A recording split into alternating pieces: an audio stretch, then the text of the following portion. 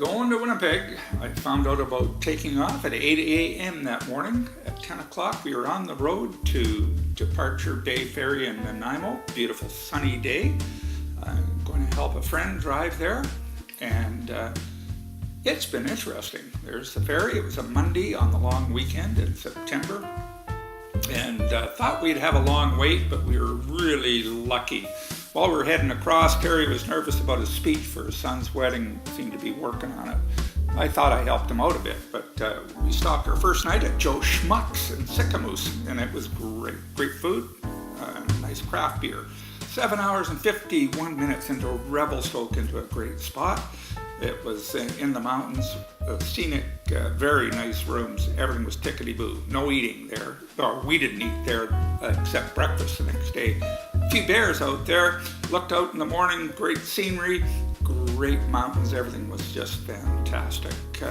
All the traffic seemed to be going into Vancouver. We had smooth roads, little construction, and then I sent this invitation out to snag a few people when I was in Winnipeg. Let's see who I might show up, and the next day we took off 10 hours, 11 something to Moose Jaw. We were out of the mountains then, and the old prairie skies were up there. Headed off the next day to Beulah and then on to Winnipeg. But in Beulah, I got to ride my nephew's bike, got to meet my brother and his wife. What a treat it was for me, and I think they enjoyed my visit as well.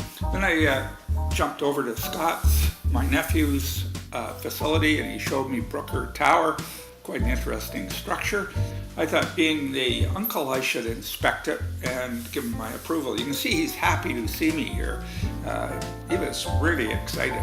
We have sort of the same classic head shape. In Winnipeg at the Holiday Inn West, this young man drove me over to budget, and I got a deal on the cheapest rent-a-car ever, $12 a day. Nice little Mazda, rode nice, sunroof, liked it. There it is again at the Pony Corral, where I met some friends. Went down to the dock at the Pony Corral in the Red River. Red River brought back a few memories. It was a wide expanse and scenic. 70 Sucks bouquet from my good friend Ray Schuper. That was a surprise at the Pony. And then these folks showed up as well, and not all of them I knew were coming. It was wonderful. Got a happy birthday from the staff, although they don't look too happy. And here Donna Vernon is eyeing my cake. You see the sparklers in the foreground. This is Betty's old place of employment, the medical office, and next door I went to Nicolino's and ran into Stephen Vernon just by chance.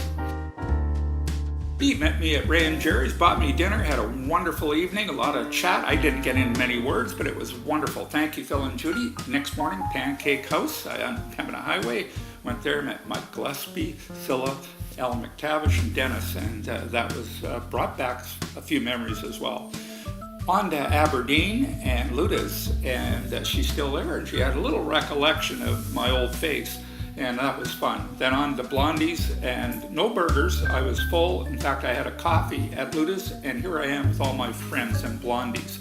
Here's Blondie. She whipped up a $15.50 milkshake for me. Wow. And then I got on to meet Betty's niece and nephew, Sherry and Guy Thomas, and then extremely fortunate for me to meet her Uncle Don and Aunt Laura again. That was wonderful. Off to Brazen, just across the street from the Salisbury House, I got to meet Kevin Stephenson and his two daughters, who I'd never met.